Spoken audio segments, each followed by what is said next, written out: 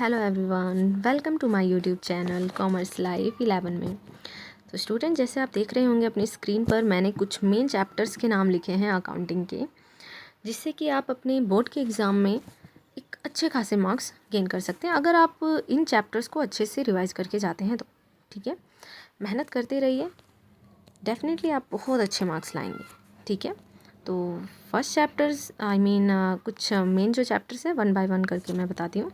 Issue of shares and change in profit sharing ratio, admission of a partner, retirement and death of a partner, dissolution of partnership, accounting ratio and cash flow statement. Okay, issue of shares में से जो basically अगर हम कहें questions जो पूछे जाते हैं वो प्रोराटा बेस्ड होते हैं, प्रैक्टिकल क्वेश्चन होते हैं जिन्हें करना बहुत ही इम्पोर्टेंट होता है। ठीक है, मीन्स इतना भी इम्पोर्टेंट नहीं होता, ऑप्शन में दिया होता है तो आप उन्हें कर सकते हैं। साथ में फॉरफीचर ऑफ शेयर्स के क्वेश्चन पूछे जाते हैं। और सेकंड, जैसे change in profit sharing ratio में से ट्रीटमेंट ऑफ गुडविल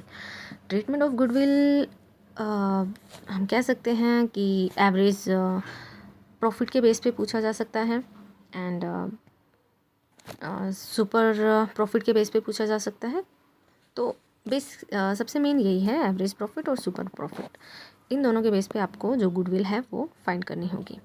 ठीक है, then admission of a partner and retirement of a partner, इन दोनों चैप्टर्स में से रीवैल्यूएशन के जो क्वेश्चन है वो, रीवैल्यूएशन का जो क्वेश्चन है वो आता ही आता है।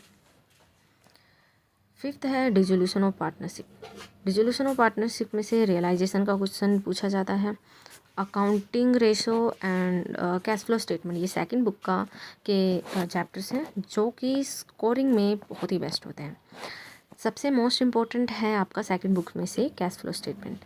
इसे तो आप बहुत ही अच्छे से रिवाइज करिए क्योंकि ये बहुत इम्पोर्टेंट भी है और साथ में बहुत ही ईजी है करने के लिए, जिससे आप अच्छे से काफ़ी अच्छे मार्क्स स्कोर कर सकते हैं। तो स्टूडेंट्स, प्रैक्टिस करते रहिए, इन चैप्टर्स को बिल्कुल भी स्किप मत करिएगा, ये आपको एक अच्छा स्कोर दिलाने में बहुत ही हेल्पफुल होंगे। ठीक है, so all the best and thank you. अगर आपको कोई भी डाउट है तो आप कमेंट कर सकते हैं, मैं उनका रिस्पॉन्स दूंगी। Okay, thank you, bye.